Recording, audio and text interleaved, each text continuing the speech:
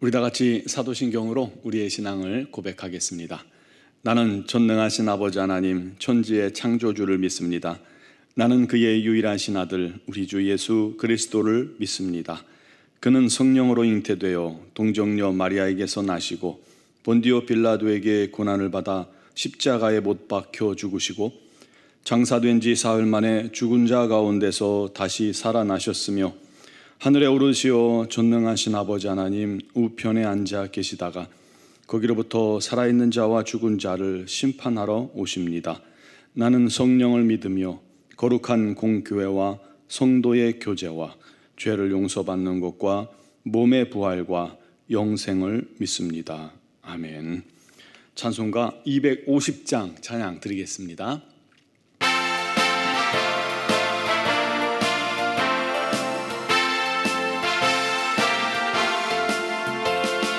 구주의 십자가 보혈로 죄 씻음 받기를 원하네.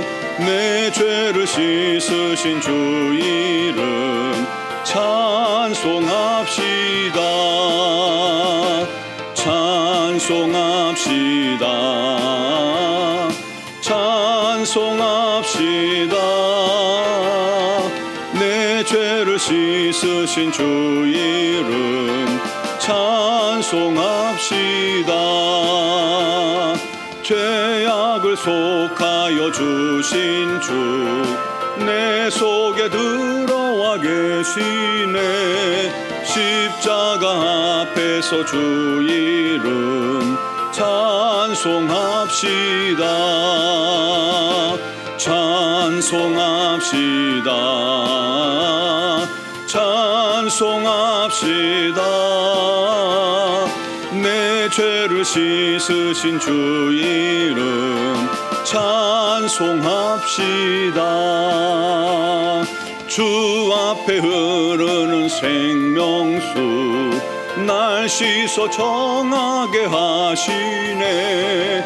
내 기쁨 정성을 다하여 찬송합시다. 할렐루야. 찬송합시다. 찬송합시다. 내 죄를 씻으신 주 이름 찬송합시다. 내 주께 회개한 양호는 생명수 가운데 젖었네. 그 먹고 순전한 주 이름 찬송합시다. 할렐루야. 찬송합시다. 찬송합시다. 내 죄를 씻으신 주 이름 찬송합시다. 아멘. 오늘 우리에게 주신 하나님 말씀은 요한복음 8장 1절에서 11절 말씀입니다. 요한복음 8장 1절에서 11절까지 말씀을 봉독하겠습니다. 예수는 감람산으로 가시니라.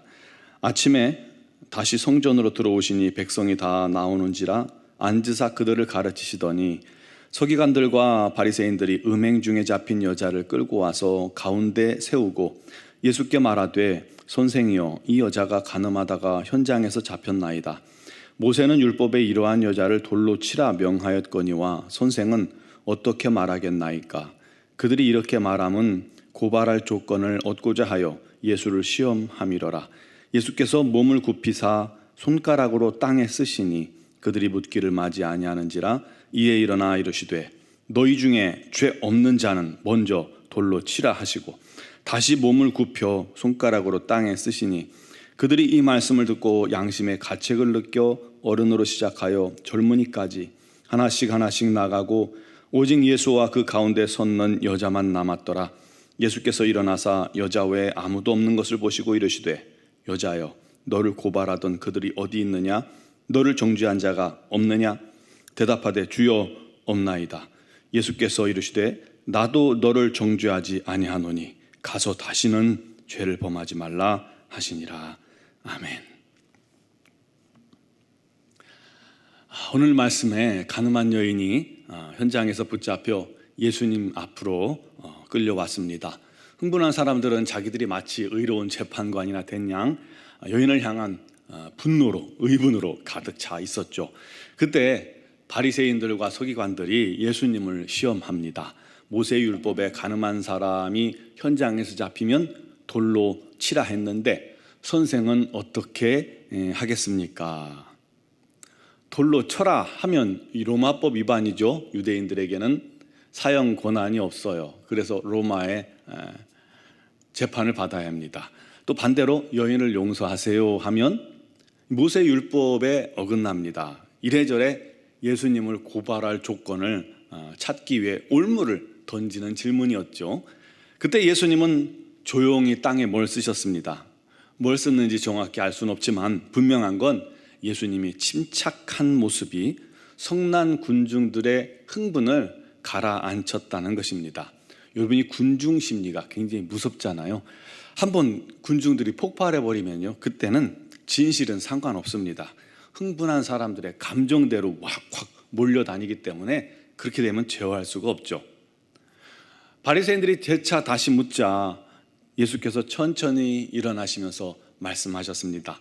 너희 중에 죄 없는 자가 먼저 돌로 쳐라.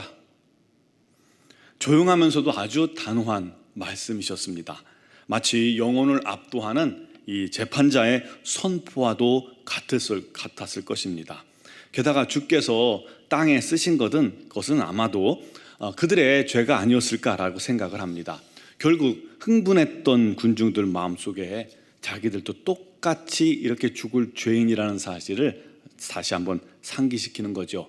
결국 그들은 죄책감과 두려움이 생겼고 하나하나 자리를 떠났고 결국 예수님과 여인만 남게 됩니다.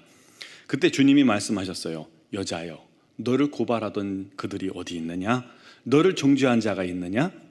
주여, 없나이다. 여러분, 이보다 복된 고백은 없습니다. 예수 앞에 나오면 우리의 죄가 용서받습니다. 죄에 대한 정죄에서 우리는 벗어납니다. 로마서 8장 1절에 말씀하죠. 그리스도 예수 안에 있는 자에게는 결코 정죄함이 없나니 이는 그리스도 예수 안에 있는 생명의 성령의 법이 죄와 사망의 법에서 너를 해방하였음이라 말씀합니다. 세상과 사단은 우리에게 죄를 짓도록 유혹합니다. 그래서 여러 가지로 유혹을 던져서 넘어지게 만들어요. 그런데 우리가 죄를 짓자마자 곧바로 돌변해서 우리를 향해 손가락질하며 정죄하고 부끄럽게 만들고 두렵게 합니다. 즉 우리를 고소하고 정죄하는 겁니다. 그러나 예수님은 우리를 정죄하는 우리들을 하나하나 물러가게 만드십니다. 우리를 누르는 죄와 사망의 법에서 완벽하게 우리를 해방하시는 것이죠. 그러므로 예수 안에 있는 성도들은 이 죄책감에서 빠져나와야 합니다. 주님께서 저와 여러분의 죄를 기억조차 하지 않으신다고 약속하셨잖아요. 예수 안에 있는 우리를 정죄할 자는 아무도 없습니다. 우리도 주님 앞에 말할 수 있습니다. 주님, 아무도 없나이다. 주님, 아무도 없나이다. 여인에게 또 주님께서 말씀하셨습니다. 나도 너를 정죄하지 아니하노니 가서 다시는 죄를 범하지 말아라. 오직 우리 주님만이 여인을 정죄할 유일한 분이셨잖아요. 그런데 주님도 정죄하지 않으시겠다는 거예요. 참 너무 감사하죠. 그런데 우리가 이 말씀의 의미를 좀 더 깊이 생각해 봐야 합니다. 예수께서 죄 없는 자가 먼저 돌로 쳐라 하셨잖아요. 그거는 돌을 던지라는 의미이기도 하죠. 즉 여인의 죄는 돌에 맞아 죽어야 할 죄였다는 겁니다. 죄의 삭은 사망입니다. 그게 율법이고 또 그게 하나님의 법입니다. 그런데 주님께서 나도 너를 정죄하지 않는다 하신 것은 그럼 주님이 이 간음죄를 눈 감아 주신 건가요? 그냥 모른 채 해주시겠다는 건가요? 아닙니다. 그건 하나님의 공의에도 어긋나죠. 하나님 말씀 앞에서도 어긋나죠. 하나님의 공의 앞에 죄값은 사망이기 때문입니다. 피할 수가 없어요. 그렇다면 나도 너를 정죄하지 않겠다라는 말씀의 진짜 의미가 뭘까요? 내가 네가 받을 벌을 대신 받겠다, 그 말입니다. 내가 네 죄를 대신 담당하고 죽겠노라, 이 말씀하신 거예요. 여러분, 이게 복음입니다. 주님이 우리 위해서 하신 일이에요. 이 여인의 이야기는 바로 우리들의 이야기입니다. 여러분, 우리는 간음 현장에서 붙잡혀온 여인 같은 죄인이에요. 다들 죄인이에요. 우리가 담당할 이 죄값은 사망입니다. 그런 우리를 용서하시기 위해 우리 주님께서, 예수께서 십자가에 죽으신 거예요. 내가 받을 그 정죄를 주님이 대신 담당하신 것이죠. 그리고 그 주님이 십자가에서 고통 속에 저와 여러분들에게 말씀하신 겁니다. 나도 너를 정죄하지 아니하노라. 아무도 너를 정죄할 수 없단다. 왜냐하면 내가 너의 죄 대신 십자가에 죽었기 때문이야. 여러분, 이 은혜와 사랑을 감히 우리가 이해할 수 있겠습니까? 우리가 그 사랑을 갚을 길이 있겠습니까? 없습니다. 그냥 은혜는 받는 겁니다. 그리고 감사하는 겁니다. 여인에게 예수님께서 한마디 더 하셨어요. 가서 다시는 죄를 범하지 마라. 이것은 여인에게 다시 한번 기회가 주어졌다는 의미죠. 거룩한 자로, 주님의 자녀로 새로운 인생을 살아갈 기회를 허락해 주신 것입니다. 그 주님께서 저와 여러분에게도 말씀하십니다. 나도 너를 정죄하지 아니하노라. 이제 다시 시작해. 너는 완전히 새롭게 됐어. 내 피가 너를 새롭게 했어. 그러므로 포기하지 마라. 자책도 하지 마라. 너는 내게 최고로 소중한 존재야. 너는 존귀한 자야. 일어나, 내 딸아, 내 아들아, 힘내, 힘내. 이제부터 죄를 이기고 하나님 뜻대로 살아가렴. 이제 나와 함께 거룩하게 살아가보자. 이것이 주님의 말씀이고 주님의 명령이고 주님의 사랑입니다. 이 사랑을 깊이 알고 우리가 체험해야 합니다. 그를 위해서 기도하시기 바랍니다. 그래서 그 사랑만으로 우리가 만족하고, 사랑 때문에 우리도 사랑하게 되고, 용서받았으니 우리도 용서하고, 사랑받았으니 사랑하며 사는 그런 존재가, 그런 자녀가 되어야 하지 않겠습니까? 죄를 이기고 의를 행하는 그런 거룩한 성도, 주님 닮아가는 성도 되기 위해서 노력하며 기도합시다. 그리고 순종할 때 저와 여러분에게 큰 자유와 기쁨이 날마다 넘칠 겁니다. 이 세상에서 참된 승리의 기쁨을 누리게 될 겁니다. 그런 저와 여러분 되기를 주님의 이름으로 축원합니다. 기도드리겠습니다. 사랑하시는 아버지, 우리가 무엇이기에 주께서 죽기까지 사랑하셨습니까?